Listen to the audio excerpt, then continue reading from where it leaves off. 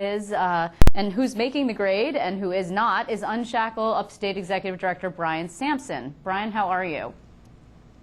I'm great, Liz. How are you? I am well, thank you. So you guys actually went to considerable effort to create a scorecard based on the legislation that matters to your organization. So what are the highlights of those particular laws, or bills rather, pardon me? Sure. I think we went through this process so that the voters have a tool that they can use when they go to the polls this November and cast their votes for election. And when we looked at the legislation that came through this session, clearly there was a great deal that would have done dramatic damage to the upstate business community. It would have hurt our taxpayers. And frankly, we needed to have a tool that would help the voters understand exactly what took place.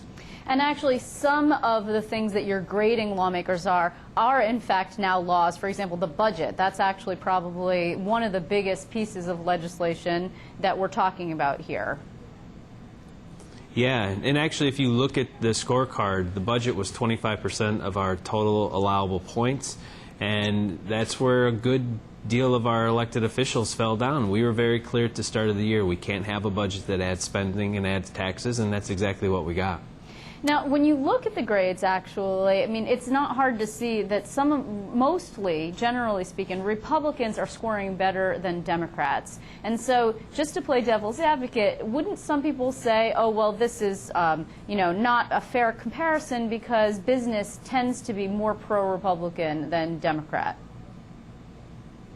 You know, I think people will try to say that, Liz, but that's not the case. We identified about 45 bills that we thought were important, and we told them how we thought that they should vote. And when the rubber hit the road, they cast the votes the way they wanted to, and that's what we've tallied here, and that's what we're communicating to the general public today.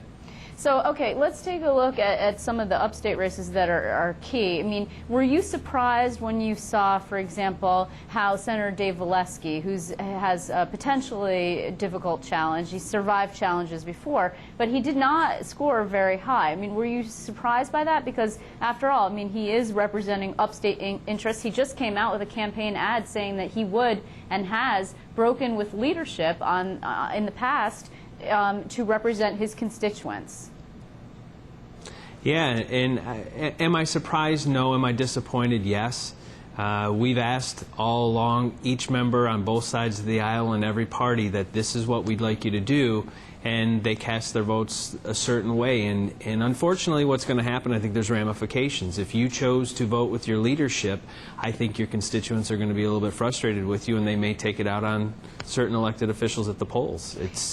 You know, when you cast your votes, you have to understand there are consequences, and we're going to see what those consequences are on November 2nd. Well, and actually 60% of what you base these grades were legislative votes, including floor and committee votes. So even on some pieces of legislation that never even got to the floor for a vote because leadership, for one reason or another, bottled it up. Exactly, and we all know, if you pay attention to Albany politics, the horse trading goes on at the committee level, and nobody thought that committee votes really made that big of a difference. But if you look at what people do in committee, I think it's a true indicator of what they're going to do when a bill gets to the floor. So we wanted to make sure people understood exactly what happens in committee, and that's what that's what we're going to report out. And again, it's unfortunate that some people chose to cast the votes the way they did, but I mean, politics is an ugly game in New York State, and we're just going to have to figure it out. When we talk about legislative votes, I mean, is there one bill that encapsulates it all for you, aside from the budget, that is one piece of legislation that's very telling when you look at this breakdown? I think if you wanted to look at one, it's probably the farm labor bill. I mean, that was one that clearly was going against upstate New York. Farms aren't like manufacturing. You can't mandate hours. You can't mandate a certain number of widgets that can be produced in a day. You have to plant your crop. You have to harvest your crop. You have to get it to market. And that bill was driven primarily by a group out of New York City and Senator Pedro Espada. So thankfully, we not only got that voted down in the Ag Committee, but when they reintroduced it and it went to the floor of the Senate, it was defeated on the floor. So I think that's probably the highlight bill that we can point to this year. So the Ag Committee is actually headed by Senator Darrell Albertine, and we saw his score earlier. He had a 45%. I mean, is it because this bill was not voted out of the committee that contributed to the score that he received? No, actually, I don't think there was any harm to Senator Albertine.